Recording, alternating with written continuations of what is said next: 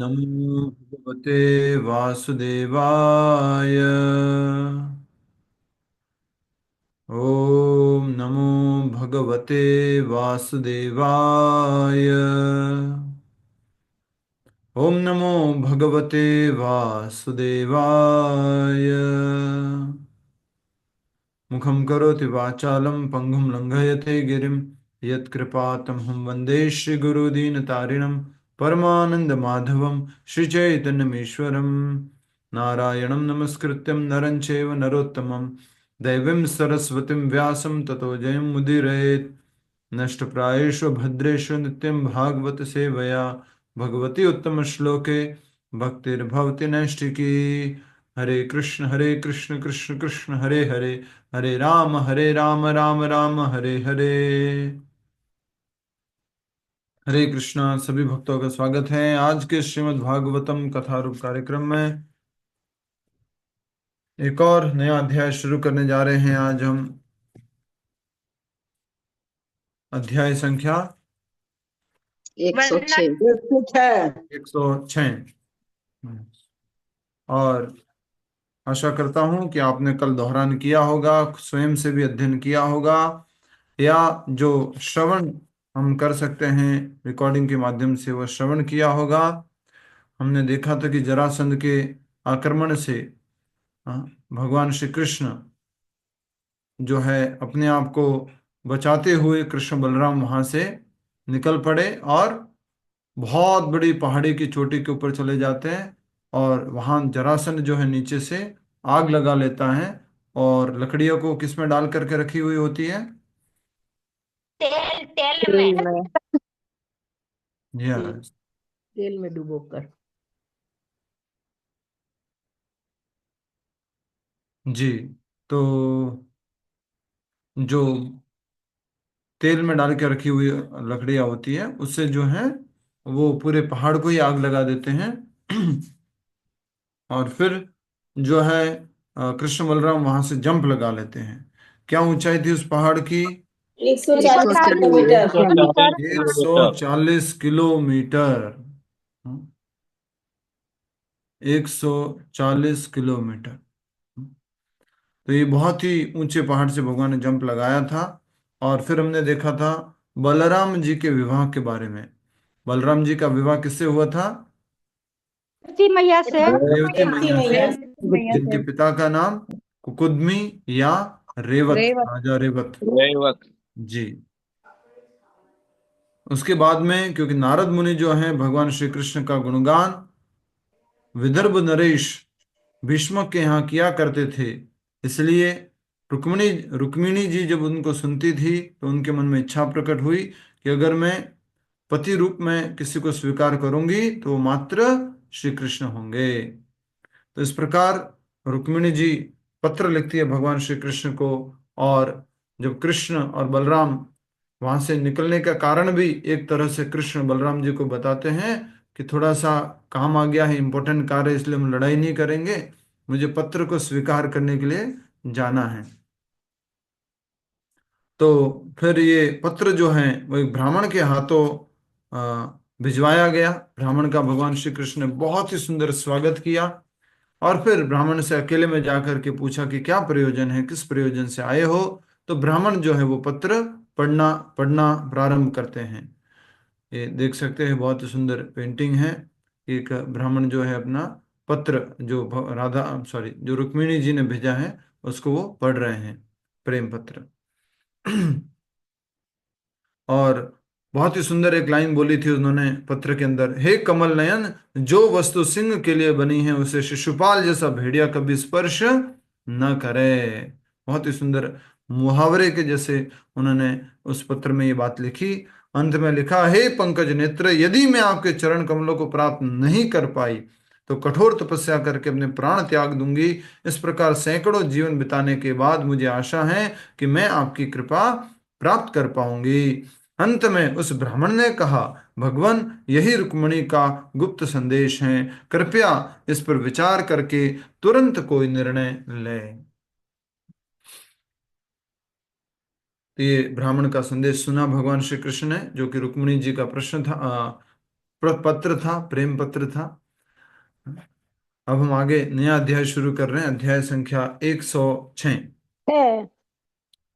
रुक्मिणी का हरण। रुक्मिणी,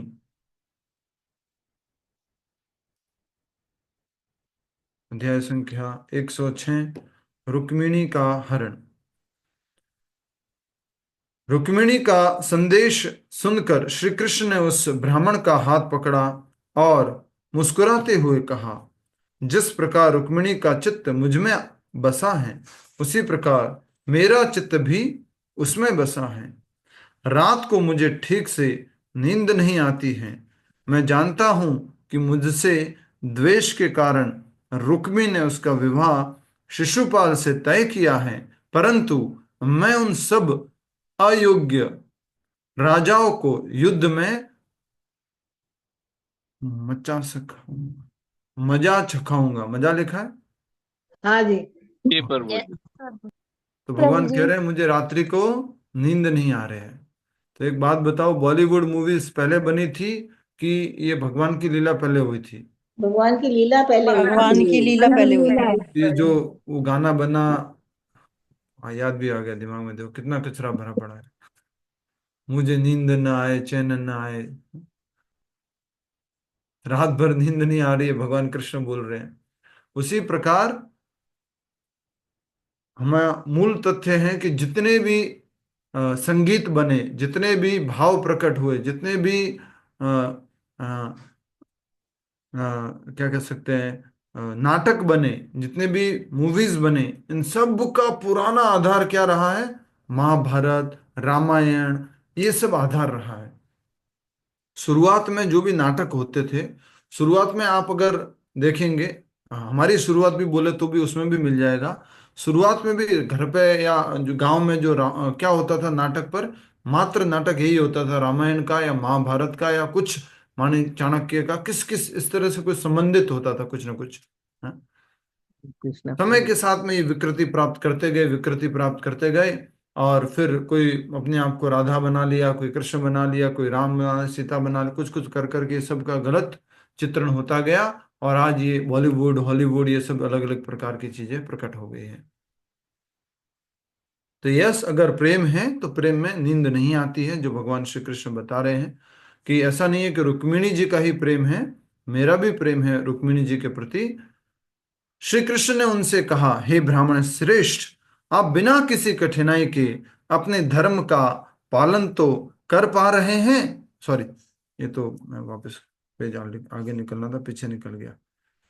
रुक्मिणी का संदेश सुनकर सुनकर श्री कृष्ण ने उस ब्राह्मण का, बीच में क्या है, दिमाग कहीं और चला गया था, तो इसलिए थोड़ा दिमाग कहाँ चला गया कि अभी तो भगवान कृष्ण कह रहे हैं कि मुझे नींद नहीं आ रही है रुक्मिणी जी के बारे में विचार करके। और साधारण इंसान भी शुरुआत में कहता है अपनी प्रेमिका से कि नींद नहीं आ रही है, पर जब शादी हो जाती है तो उसके बाद में अच्छे से खराटे मार के सोता है।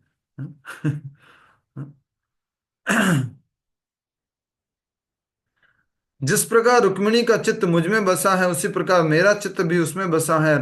रात को मुझे ठीक से नींद नहीं आती है। मैं जानता हूं कि मुझसे द्वेष के कारण रुक्मी ने उसका विवाह शिशुपाल से तय किया है, परंतु मैं उन सब अयोग्य राजाओं को युद्ध में मजा चखाऊंगा। श्री कृष्ण से रथ तैयार करने के लिए रथ तैयार करने की आज्ञा पाकर दारुक ने भिन्न रंगों के शैब्य, सुग्रीव, मेघपुष्प एवं बलाहक नामक घोड़ों को रथ में जोत दिया और हाथ जोड़कर भगवान के सम्मुख खड़ा हो गया। ब्राह्मण के साथ रथ में बैठकर श्री कृष्ण ने रातों रात 1500 किलोमीटर की दूरी तय की और विदर्भ की राजधानी कुंडीना पहुंच गए। रथ के अंदर 1500 किलोमीटर, सोचो। और घोड़ों के नाम भी बताए हैं, सैब्य, सुग्रीव, मेघपुष्प, बलाहक, ये सब 4 घोड़े लगे हुए थे। और उस ब्राह्मण के साथ में ही वापस गए। ठीक है, कोई मालूम कर पाएगा ये विदर्भ देश कहाँ आता था पहले? विदर्भ देश किसको कहते थे? एमपी में प्रभु, एमपी में है ये। अच्छा, विदर्भ देश। वो सेंट्रल गोदावरी सेंट्रल राष्ट्र प्रोविंस में, से कहते हैं। जहां से प्रभु सुषमा स्वराज जीतते थे। ये भगवान नाम बताओ ना। कैसे खड़े हुए? विदर्भ सिटी करते हैं। कहाँ पर है Vidarbha? Now it is in Nagpur, Maharashtra. Nagpur, नहीं है महाराष्ट्र। प्रभु, एमपी में है। कोई एमपी में बोल रहे हैं, ठीक है, फिर तो कंफ्यूजन है। भोपाल का पास में है, 30 किलोमीटर दूर। ओके, ठीक है, भोपाल के पास में। हरे कृष्णा, आगे बढ़ते हैं। तो भगवान द्वारका से रथ के ऊपर बैठे रात को, रातों रात। क्यों, रुक्मिणी जी ने क्या बोला था कि मैं, बस मेरी शादी होने वाली है, उससे एक दिन पहले जो मंदिर जाऊंगी, और मंदिर में वहां पर जो दुर्गा माता की पूजा करने के लिए जाऊंगा, वहां से तुम क्या कर लेना, मुझे उठा लेना। हाँ? अपहरण कर लेना। हे गोविंद, दिमाग में जो कुछ भरा हुआ है पुराने समय से, बहुत मुश्किल है उससे बाहर मुझे पार पाना। निकाल दीजिए, अभी हमको सुना दीजिए, खाली हो जाएगा दिमाग। आपका नेटवर्क थोड़ा ठीक नहीं रहता है, तो बीच बीच में थोड़ा सा ना गैप आता है जब आप बोलते हैं। तो ये दिमाग में जो कचरा भरा पड़ा रहता है, तो कुछ न कुछ इस तरह से आता है, और ये बार बार याद करेंगे तो और याद आएगा, इसलिए नहीं याद करते हुए हम आगे बढ़ते हैं। ठीक है। रातों रात 1500 किलोमीटर की दूरी तय की और विदर्भ की राजधानी कुंडिना पहुंच गए। यद्यपि भीष्मक रुक्मिणी का विवाह श्री कृष्ण से करना चाहते थे, परंतु उन्हें अपने पुत्र की सनक के सामने झुकना पड़ा था। नगर के सब रास्ते अच्छी तरह साफ किए गए थे और सार्वजनिक स्थानों को सुंदरता से सजाया गया था। नागरिक सुंदर वस्त्र एवं आभूषण इत्यादि पहनकर राजकुमारी के विवाह की तैयारी में थे। महाराज भीष्मक द्वारा पूजित होने तथा भोजन करने के पश्चात ब्राह्मण राजकुमारी के कल्याणार्थ वैदिक मंत्रों का उच्चारण करने लगे। दांत साफ तथा स्नान करने के बाद रुक्मिणी ने नवीन वस्त्र एवं सर्वाधिक उत्तम आभूषण पहन लिए।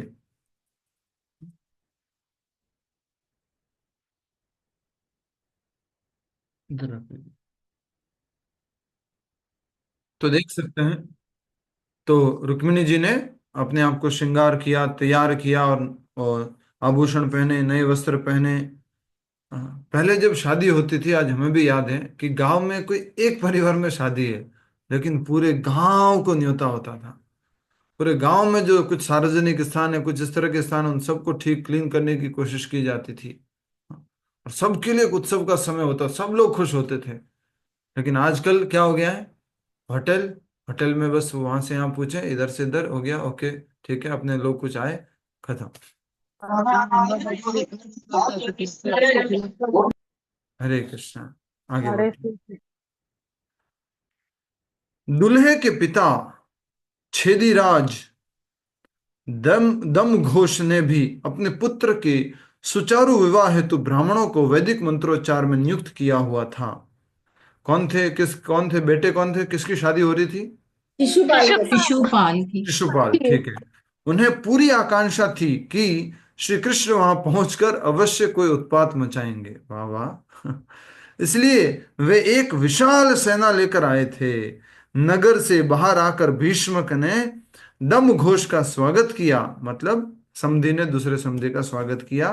भीष्मक ने दम घोष का, शिशुपाल के पिताजी का स्वागत किया, और विशेष रूप से उनके लिए निर्माण किए गए निवास कक्ष दिखाए, जहां उनको रात को रुकना था, स्थान में विश्राम करना था, वो सब उनको दिखाए। शाल्व, जरासंध, दंतवक्र, विदुरथ तथा पौंड्र जैसे हजारों राजा अपनी सेनाओं के साथ शिशुपाल की सहायता करने वहां पहुंच गए थे। वे जानते थे कि रुक्मिणी का विवाह श्री कृष्ण से ही होना चाहिए, परंतु वे श्री कृष्ण से द्वेष करते थे। वे अपना मन बनाकर आए थे, यदि कृष्ण वहां बलराम एवं अन्य यदुओं के साथ, के लिख दीजिए अगर नहीं लिखा हुआ है, दुल्हन को चुराने आएगा, तो हम एक साथ उस पर धावा बोल देंगे। मुझे तो ये समझ में नहीं आया, इन सब लोगों को ये कैसे मालूम था कि कृष्ण आएंगे। भीष्मक अपनी बेटी का विवाह कृष्ण से करना चाहते थे ना, तो चर्चा पहले हो चुकी थी इसलिए। पहले ऐसा भी नहीं था कि भाई उनको मालूम था कि कृष्ण और रुक्मिणी का प्रेम है, ये कहीं मिलते रहते हैं, तो पक्का जो है कुछ न कुछ कृष्ण गड़बड़ करने के लिए आएंगे। ओनली भीष्मक ने जो है इच्छा प्रकट की थी कि कृष्ण जो है उनसे ही मैं अपनी बेटी की शादी करवाना चाहता हूँ।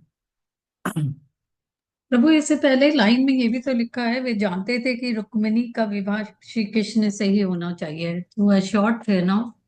होना चाहिए। क्यों? क्योंकि वो भीष्मक ने बोला था। ऐसा नहीं था कि वो चाहते थे, ईर्ष्या के कारण वो तो नहीं चाहते हैं, और वो तो युद्ध करना चाहते हैं कृष्ण से। ठीक है। देखकर ऐसा लगता था मानो वे राजा विवाह समारोह में भाग लेने से अधिक युद्ध करने के लिए वहां जुटे हैं। भाई शादी हो रही है कि सब कुछ इतना बड़ा बैंड बाजे की जगह क्या लेके आए हैं? सारी सेना लेकर के आए हैं, धनुष बाण लेके आए हैं, तलवारों की आवाज आने वाली है। किसी बड़े आदमी के साथ पुलिस होती है, सिपाही होते हैं, तो भी होते हैं ना, अगर किसी जगह जाता है वो, तो उनको क्या कर देते हैं? साइड में कर देते हैं एटलीस्ट उस स्थान के लिए। लेकिन यहाँ तो पूरी सेना लेकर के पहुंच गए।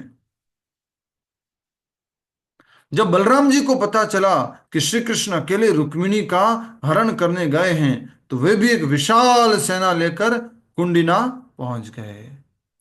अब पता कब चला होगा, कब वहां से चले होंगे, कब 1500 किलोमीटर पूरा हुआ होगा, और पहुंच गए वहां पर।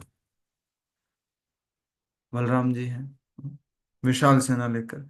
दूसरी ओर महल में रुक्मिणी श्री कृष्ण की प्रतीक्षा में बहुत चिंतित थी, और जब उसे वह ब्राह्मण भी दिखाई नहीं दिया, तो उसने सोचा मेरा विवाह रात्रि के अंतिम प्रहर में होगा, परंतु श्री कृष्ण अभी तक क्यों नहीं आए, और वह ब्राह्मण भी कहाँ चला गया? शायद श्री कृष्ण को मुझ में कुछ आपत्तिजनक बातें दिखाई दी होगी, और उन्होंने मेरा प्रस्ताव ठुकरा दिया। रुक्मिणी को ऐसा लग रहा है कि मैं पसंद नहीं आई हूं कृष्ण को, इसलिए कृष्ण ने मेरा प्रस्ताव को ठुकरा दिया। आगे जब हम कृष्ण लीला पढ़ेंगे, उसमें रुक्मिणी जी ऐसा बोलती भी है अपना वो चामर सेवा करते हुए, तो बहुत सुंदर है उसमें भी। जब कृष्ण उनको छेड़ते हैं तो वो बेहोश होकर गिर भी जाती है।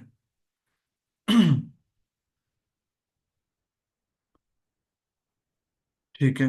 तो कहीं ऐसा तो नहीं कि कृष्ण ने जो है मेरा प्रस्ताव ठुकरा दिया है?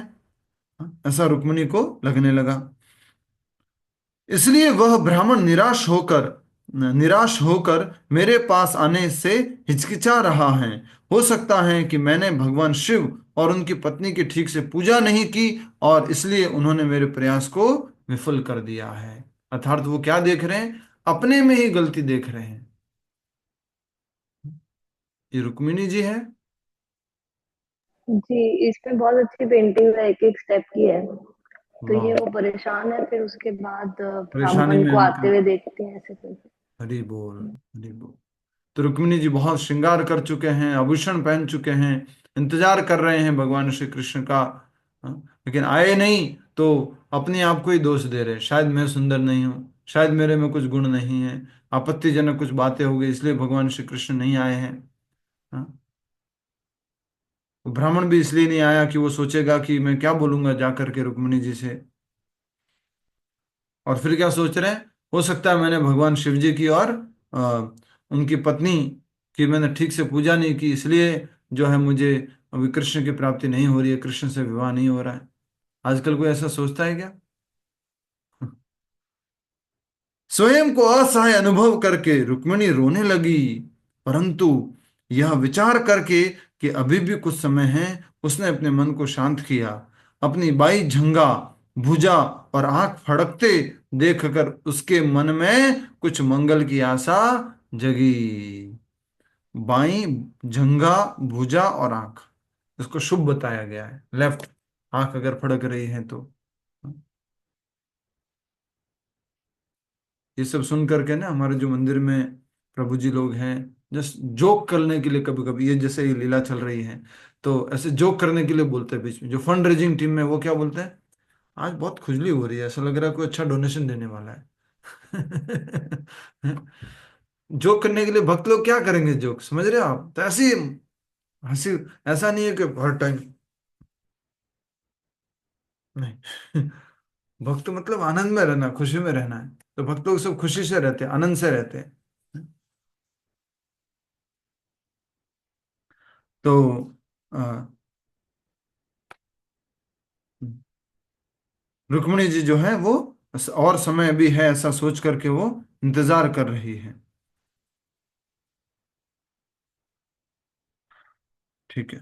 और फिर उनको अपनी बाई जंघा, भुजा और आंख फड़कते देखकर उसके मन में कुछ मंगल की आशा जगी, और तभी श्री कृष्ण की आज्ञा से वह ब्राह्मण संदेश वाहक रुक्मिणी से मिलने उसके महल के अंतर्गृह में पहुंचा।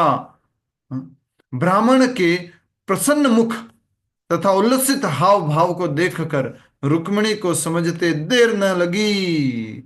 ब्राह्मण ने पूरी स्थिति का ब्यौरा देते हुए रुक्मिणी को आश्वासन दिया कि भगवान निसंदेह उसका अपहरण करने के लिए सही समय पर पहुंच जाएंगे। रुक्मिणी जी देख रहे हैं, सबका चित्रण किया हुआ है। वाह क्या बात है कि ब्राह्मण आ गया है, और उसके हाव भाव देख करके रुक्मिणी जी समझ गए कि कुछ पॉजिटिव संदेश है, हाँ? भगवान कृष्ण आएंगे। प्रभु ये फोटोज भागवतम में दी हुई हैं? नहीं, ये अलग से कहीं पर चित्रण होगा। ये भागवतम का तो नहीं है, भावना जी ने बैठ के बनाई है ऐसा लगता है। अच्छे पेंटर भी है वो। बहुत सुंदर है प्रभु। बनाई है क्या नहीं, आपने? नेट से ढूंढ रहे हैं, ऐसे अच्छा, बनाएंगे नहीं। ऐसा लगा कि नेक्स्ट टाइम आप बनाइएगा, जो जो पेंटिंग रह गई है वो आप बनाइएगा। हरे कृष्णा। यह सुनकर राजकुमारी वैदर्भी आनंद विभोर हो गई। वह उस ब्राह्मण को दान में अपना सर्वस्व देना चाहती थी, परंतु कोई भी उपयुक्त वस्तु न मिलने पर उसने केवल उन्हें प्रणाम करके वहां से विदा किया। सब कुछ देना चाहती है लेकिन कुछ मिला नहीं उस टाइम में देने के लिए, उनको प्रणाम किया और फिर विदा कर लिया। दिमाग में रहेगा कि अभी देना है इसको, हाँ? जब महाराज भीष्मक को कृष्ण बलराम के आगमन की सूचना मिली तो वे नाना बहुमूल्य उपहार लेकर उनका स्वागत करने गए। उन दोनों की पूजा करके भीष्म ने उनके साथ उनके परिकरों, हाँ सॉरी, भीष्म नहीं होगा, भीष्मक। उन दोनों की पूजा करके भीष्मक ने उनके साथ उनके परिकरों एवं सेना के निवास की व्यवस्था की। श्री कृष्ण के आगमन का पता चलने पर कुंडिना निवासी भी उनका दर्शन करने पहुंच गए और उनके कमल मुख की सुंदरता को अपने नयन पात्रों में भर भर कर उनका पान करने लगे। वाह वाह क्या बात है। किसमें भरने लगे? नयन पात्रों में।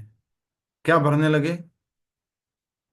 कृष्ण की छवि, मुख कौन की छवि सुंदर को, थी? मुख की सुंदरता पर नैन श्री कटोरे। कृष्ण के आगमन का पता चलने पर कुंडिना वासी भी उनका दर्शन करने पहुंच गए और उनके कमल मुख की सुंदरता को अपने नयन पात्रों में भर भर के उनका पान करने लगे। वाह क्या बात है। नयन पात्रों में भर भर के उनका पान करने लगे। सर्वत्र यही चर्चा हो रही थी, रुक्मिणी के लिए केवल श्री कृष्ण ही उपयुक्त पति हैं और एकमात्र हमारी राजकुमारी ही उनकी पत्नी बनने योग्य हैं। हमारी यही प्रार्थना है कि यदि हमने कभी कोई पुण्य किया हो। वाह वाह क्या बात है, क्या सेक्रीफाइस है, क्या त्याग है उन सब लोगों का जो उस स्थान के निवासी हैं। हाँ? सर्वत्र यही चर्चा हो रही थी, रुक्मिणी के लिए श्री कृष्ण ही उपयुक्त पति हैं और एकमात्र हमारी राजकुमारी ही उनकी पत्नी बनने की योग्य है। हमारी यही प्रार्थना है कि यदि हमने कभी कोई पुण्य किया है तो उसके फल स्वरूप भगवान वैदर्भी का हाथ थाम ले। हमारा पुण्य चला जाए भले, लेकिन रुक्मिणी जी की शादी कृष्ण से होनी चाहिए।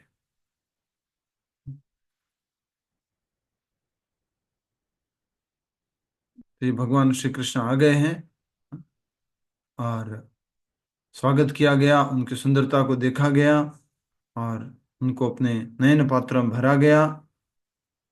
उसी समय पहरेदारों से घिरी रुक्मिणी अपने महल से बाहर आई और अंबिका देवी के मंदिर की ओर बढ़ने लगी। उसकी मां, सखिया एवं बुजुर्ग ब्राह्मण स्त्रियां उसके साथ थी तथा वाद्य यंत्र बजा रहे थे। इस इस सब शोरगुल के बीच रुक्मिणी का चित्त पूरी तरह श्री कृष्ण के चरण कमलों में लीन था। सब लोग गा रहे हैं, कुछ न कुछ गाने गा रहे हैं, गीत गा रहे, वाद्य यंत्र बजा रहे, लेकिन रुक्मिणी जी का मन तो कृष्ण की तरफ है, कृष्ण के चरण कमलों में लीन था।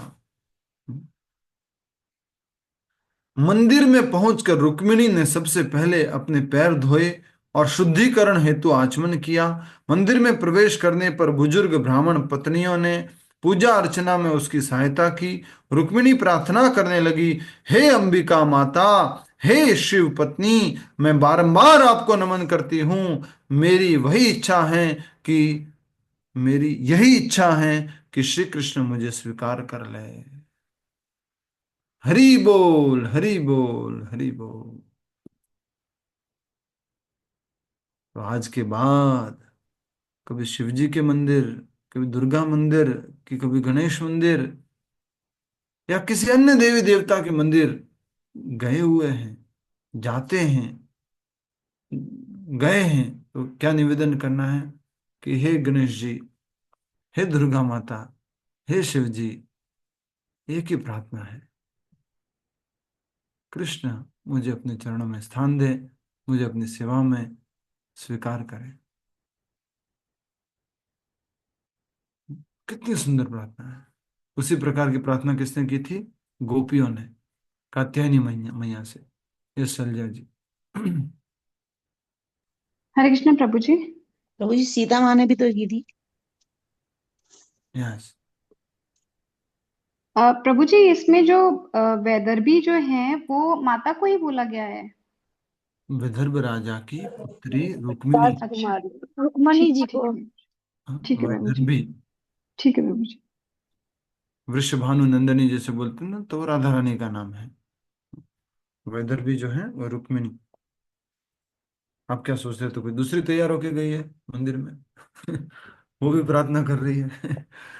नहीं नहीं, मैं इसमें वैदर्भी का मतलब समझना चाह रही थी। विदर्भ राजा, जो विदर्भ राजा है, रुक्म रुक्मी, सॉरी, क्या नाम था इनका, विदर्भ देश के राजा का? भीष्मक। भीष्मक। भीष्मक। तो विदर्भ देश के राजा की पुत्री वैदर्भी, भीष्मक की बेटी। एक बार फिर से इस प्रार्थना को पढ़ेंगे। हे अंबिका माता, हे शिव पत्नी, मैं बारंबार आपको नमन करती हूँ। मेरी यही इच्छा है कि श्री कृष्ण मुझे स्वीकार कर ले। रुक्मिणी ने जल, सुगंध, अक्षत, अन्न, धूप, वस्त्र, पुष्पमालाओं, आभूषणों तथा दीप अर्पित करके दुर्गा देवी की पूजा की। रुक्मिणी के साथ साथ कुंवारी ब्राह्मण कन्याएं भी इन्हीं सामग्रियों तथा भोजन एवं पेय पदार्थों के साथ वहां पूजा कर रही थी। अंत में रुक्मिणी ने अंबिका देवी तथा ब्राह्मणियों को प्रणाम करके पूजा संपन्न की। दोबारा पढ़िए इसको। रुक्मिणी ने जल, सुगंध, अक्षत, अन्न, धूप, वस्त्र, पुष्पमाला, आभूषणों तथा दीप हाँ, अर्पित करके दुर्गा देवी की पूजा की। रुक्मिणी के साथ साथ कुंवारी ब्राह्मण कन्याएं भी इन्हीं सामग्रियों तथा भोजन एवं पेय पदार्थों के साथ वहां पूजा कर रही थी। अंत में रुक्मिणी ने अंबिका देवी तथा ब्राह्मणियों को प्रणाम करके पूजा संपन्न की। किसी ने कुछ भजन टाइप लिखा है, मनु प्रभाकर जी ने। विनती सुनिए नाथ हमारी, विनती सुनिए नाथ हमारी, हृदय स्वर हृदय बिहारी हृदयेश्वर हरि हृदय बिहारी मोर मुकुट पीतांबरधारी बिनती सुनिए नाथ हमारी। वाह क्या बात है। प्रभु जी ये रुक्मणी ये जी ने रुक्मणी ने लिखा उनके है, प्रभु जी लिए ये कहा भजन था श्री गाती है कृष्ण के लिए कि वो कृष्ण के लिए। आप किसी तरह से आ जाइए बस। ये अंबिका माता को प्रार्थना की, ऐसा है? हाँ जी, वहां पे मंदिर में और श्री प्रभु कृष्ण जी के लिए। पत्र में लिखा था, पत्र पत्र में में लिखा लिखा था। था, पत्र जन में कबीर पत्र लिखा था, उसके अंदर ये लिखा था। अच्छा बिनती ठीक है ठीक है। तो हिंदी में उसका अनुवाद किया गया है, ऐसा इस तरह से बनाया गया? जी हाँ, हाँ, ये पूरा गीत है। ठीक है, ओके आगे बढ़ते हैं। तो ब्राह्मण की जो कन्या है उनको भी प्रणाम किया, ब्राह्मणियों को भी प्रणाम किया रुक्मिणी ने, और देवी माता को प्रणाम किया और अपनी पूजा को संपन्न किया। तब अपना मौन व्रत तोड़कर रुक्मिणी ने अपनी एक सखी का हाथ पकड़ा और मंदिर से बाहर आ गई। मंदिर के बाहर एकत्रित सब राजकुमार रुक्मिणी से विवाह करना चाहते थे। उस समय रुक्मिणी की अवस्था कोई 13 या 14 वर्ष की होगी और वह भगवान की उस माया शक्ति के समान दिख रही थी जो बड़े बड़े विद्वानों तथा मुनियों तक को मंत्र मुग्ध कर लेती हैं।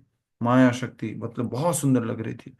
वास्तव में रुक्मिणी भगवान की अंतरंगा शक्ति हैं और अभक्त लोग उन्हें नहीं देख सकते। कामुक राजकुमार माया रुक्मिणी को देख रहे थे। कामुक राजकुमार माया रुक्मिणी को देख रहे थे, जिससे रावण किसको लेके गया था? माया सीता को। हम्म?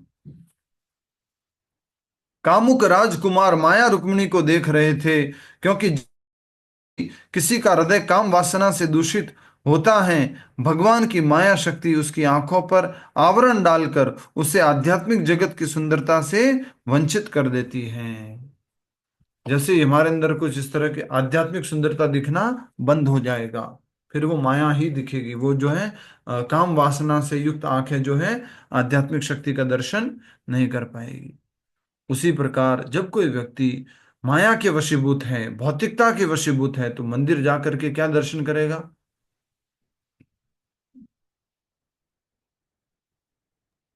माया देवी का। मंदिर जाकर क्या दर्शन करेगा? क्या बोलेगा ये कौन है? प्रभु जी मूर्ति बोलेगा। कामुक मूर्ति है दृष्टि ये से तो। ये तो एक मूर्ति है, ये भगवान नहीं है। पत्थर। ये मूर्ति है, ये भगवान स्टैचू, नहीं। स्टैचू कहेंगे। उसी प्रकार जो है अ, अभक्तों के लिए यहाँ पर बताया जा रहा है, जो अभक्त है वो रुक्मिणी को किस तरह से देख रहे हैं? एक सुंदर स्त्री के रूप में, अपने भोग की वस्तु के रूप में, और वो नहीं देख पा रहे हैं उनके आध्यात्मिकता को, उनके अंतरंगा भगवान श्री कृष्ण की अंतरंगा शक्ति के रूप में।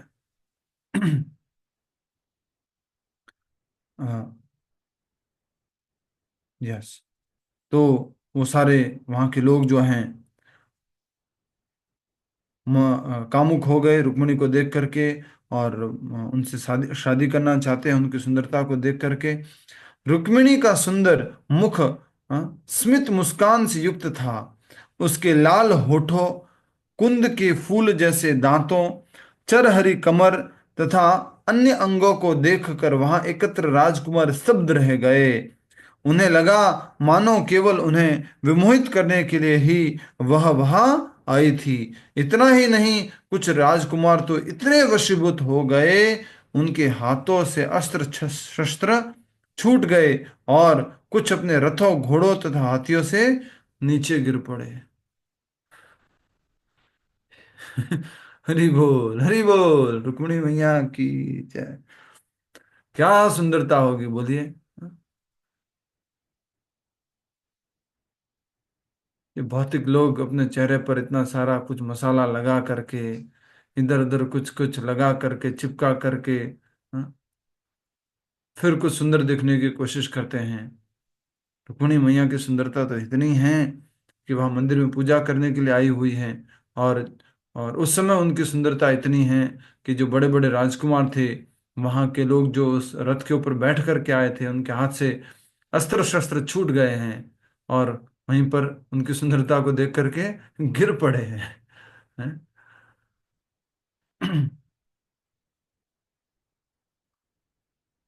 आजकल की भाषा में कहें तो क्या, जब रुक्मणी जी को देखा तो उस समय वो राजकुमार वगैरह उनको देखते ही फ्लैट हो गए। हाँ?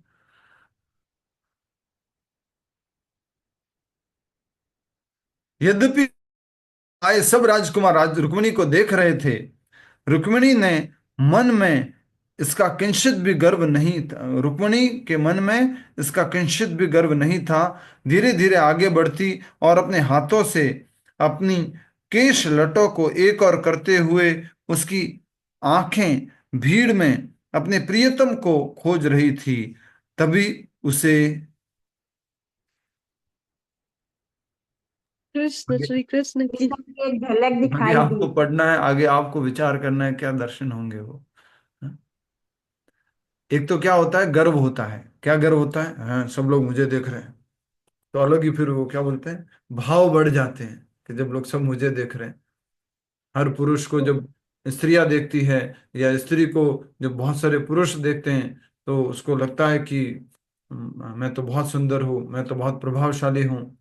तो उसी प्रकार जो है, यहाँ पर रुक्मिणी की अगर बात करें तो रुक्मिणी जी को बिल्कुल भी इसका कोई प्रभाव नहीं पड़ा, कोई गर्व नहीं आया। वो तो सीधा अपने आंखों के सामने जो बाल आ रहे थे उनको हटाते हुए बस ये देखना चाह रही थी कि कृष्ण कहाँ है। धीरे धीरे आगे बढ़ती तथा अपने हाथों से अपनी केश लटों को एक और करते हुए उसकी आंखें भीड़ में अपने प्रियतम की खोज रही थी। तभी उसे श्री कृष्ण की एक झलक दिखाई पड़ी। ये गोविंदा, क्या करूं मैं। हरि बोल। कचरा कचरा कचरा, एक एक के साथ ये कचरा भरा पड़ा है, एक एक लाइन के साथ में कचरा भरा पड़ा है। हाँ? वो कौन सा गाना याद आ गया? नहीं अब नहीं, हरे कृष्णा। और ज्ञान याद करेंगे तो फिर फंस जाएंगे हम। बाहर निकालो इस कचरे को।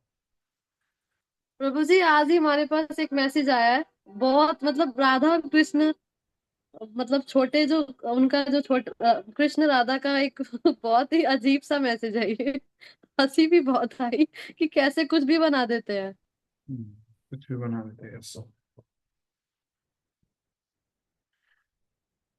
देखते देखते श्री कृष्ण अपनी सेना के साथ सामने आए और राजकुमारी का हाथ पकड़कर गरुड़ ध्वजा से युक्त अपने राजकुमारी को, देखते ही देखते श्री कृष्ण अपनी सेना के साथ सामने आए और राजकुमारी का हाथ पकड़कर गरुड़ ध्वजा से युक्त अपने रथ पर बैठ गए। रथ पर बैठा लिया बैठा राजकुमारी। लिए। बिठा लिया। अरे हिंदी है क्या, ये लिखा हुआ है जो। देखते देखते श्री कृष्ण अपनी सेना के साथ सामने आए, अर्थात पहले तो झलक दिखी थी, अब सामने आ गए हैं, और राजकुमारी का हाथ पकड़कर गरुड़ ध्वजा से युक्त अपने रथ पर बैठा दिया। ठीक नहीं है। राजकुमारी को उनका हाथ पकड़कर गरुड़ ध्वजा से युक्त अपने रथ पर बैठा लिया। ठीक है, देख सकते हैं आप, बड़ा कर दीजिए फोटो को, ये तो पेंटिंग भी है। यस, तो राजकुमारी को रथ के ऊपर बिठा लिया भगवान ने, गरुड़ ध्वजा से युक्त अपने रथ के ऊपर भगवान ने उसको, राजकुमारी को बिठा लिया देखते ही देखते। ठीक है, कुछ ढेर होते हुए लोग दिखाए गए हैं रास्ते में। बलराम जी ने सेना का नेतृत्व संभाला हुआ था। राजकुमारी को लेकर श्री कृष्ण उसी प्रकार वहां से बाहर निकल आए जिस प्रकार सिंह भेड़ियों के बीच से अपना शिकार लेकर निकलता है। तो रुक्मिणी जी ने सही बोला था, मैं किसी भेड़ियों के हाथ नहीं पड़ना चाहती, मैं तो सिंह के हाथ पड़ना चाहती हूँ। क्या वर्णन है, वाह। राजकुमारी को लेकर श्री कृष्ण, देखिए दर्शन कीजिए, उसी प्रकार वहां से बाहर निकल आए जिस प्रकार सिंह भेड़ियों के बीच से अपना शिकार लेकर निकलता है। थोड़ा देखने किया दिया करो दर्शन को, थोड़ा चित्त के अंदर जाने दिया करो। अपमानित जरासंध चिल्ला उठा, लानत है हमारे ऊपर, हम जैसे शूरवीरों के होते हुए यह ग्वाला उसी प्रकार राजकुमारी को ले गया जिस प्रकार गीदड़ शेरों के शिकार को ले जाता है। यह नास्तिकों की विकृत बुद्धि का अच्छा उदाहरण है। नास्तिकों की बुद्धि क्या है? नास्तिकों की बुद्धि, उन्होंने क्या बोल दिया भगवान श्री कृष्ण को? क्या बोला? गीदड़ बोल गीदड़ बोल दिया। खुद को सिंह समझ रहे हैं। लानत है हमारे खुद को सिंह ऊपर समझ रहे हैं। कि हम जैसे शूरवीरों के होते हुए, सिंह होते हुए, यह ग्वाला उसी प्रकार राजकुमारी को ले गया जिस प्रकार गीदड़ शेरों के शिकार को ले जाता है। खुद को शेर समझ रहे हैं। अभी थोड़ी देर में बलराम जी बताएंगे क्या है, तुम शेर हो क्या, वो भी मालूम पड़ेगा। इतनी बार तुम्हारे ऊपर तुम्हारे को हराया और जरासंध, तेरे को शर्म नहीं आती? 17 बार तेरे को हरा चुके, उसके बाद भी तू अपने आप को शेर बोल रहा है? कौन है तेरे पीछे जो चाबी भरता रहता है बार बार? श्री कृष्ण और रुक्मिणी का विवाह। श्री कृष्ण सब राजाओं को परास्त करके रुक्मिणी को द्वारका ले आते हैं।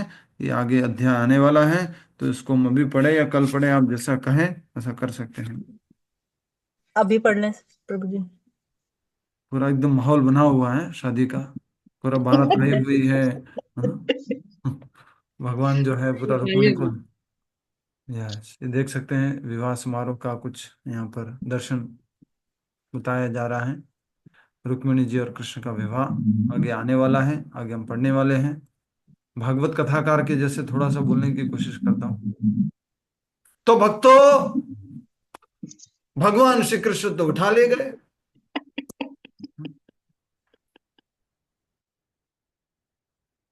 ब्रज में भी छल किया था, यहां पर भी छल कर दिया। मालूम ही नहीं पड़ा उनको, तो सारे राजकुमारों को कब वो उठाया और लेकर के चले गए। जैसे शिकारी जो है शिकार लेके जाता है, वैसे भगवान श्री कृष्ण जो है रुक्मिणी जी को लेकर चले गए। लोग जो है मुंह फाड़ते हुए देखते ही रह गए, ये क्या हो गया। प्रभु रिकॉर्ड हो रहा है। हो तो रहा है, पर ठीक है।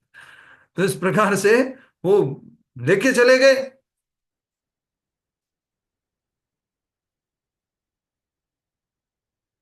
आज की कथा यहीं पर समाप्त करते हैं। कल हम रुक्मिणी और कृष्ण का विवाह कराएंगे हमारी कथा के अंदर। तो आप में से एक भक्त जो है कृष्ण बन के आएंगे, एक रुक्मिणी बन के आएंगे, और बाकी कौन कौन बाराती बनेंगे, रुक्मिणी वाले कौन है, अच्छा कृष्ण वाले कौन कौन है, ठीक है, सब तैयार है ना? कन्यादान के लिए अच्छे से सारी व्यवस्था कर लेना।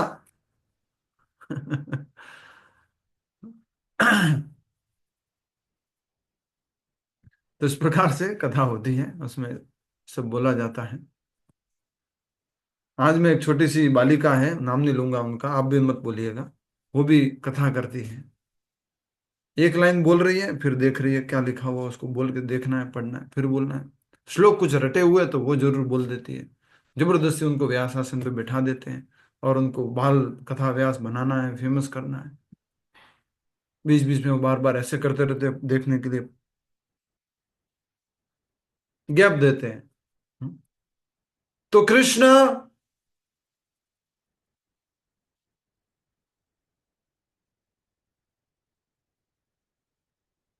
रुक्मिणी को लेकर के वहां से निकले।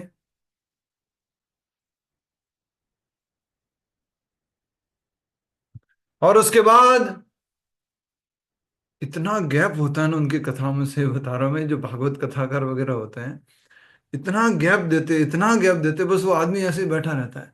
नेक्स्ट क्या बोलेंगे, नेक्स्ट क्या बोलेंगे। जिनको नींद नहीं आती वो ऐसे इतना उत्सुकता से सुनने के लिए तैयार रहते हैं। नींद आने लग जाती है प्रभु जी ऐसी प्रभु जगह। बाहर निकल के तारीफ भी बहुत करते हैं फिर। नहीं नहीं, मतलब वो कला है एक, हाँ, आदमी को बांध करके रखना बहुत बड़ी कला है। कुछ बोला, रुक्मिणी तो तैयार थी, सारे लोग भी थे मंदिर में, सब कुछ व्यवस्था भी हो रखी थी, फिर गैप।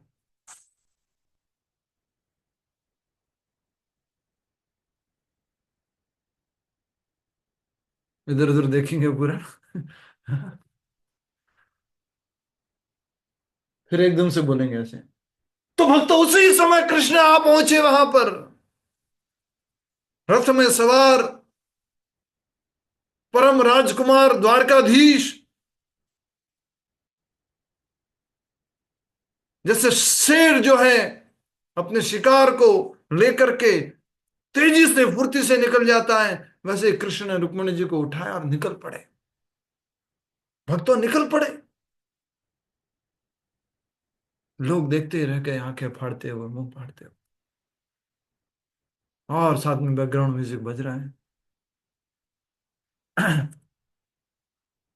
हरे कृष्णा। तो मैं भी सोच रहा हूँ इसे सीखने का, इसलिए मैं ट्रायल कर रहा था।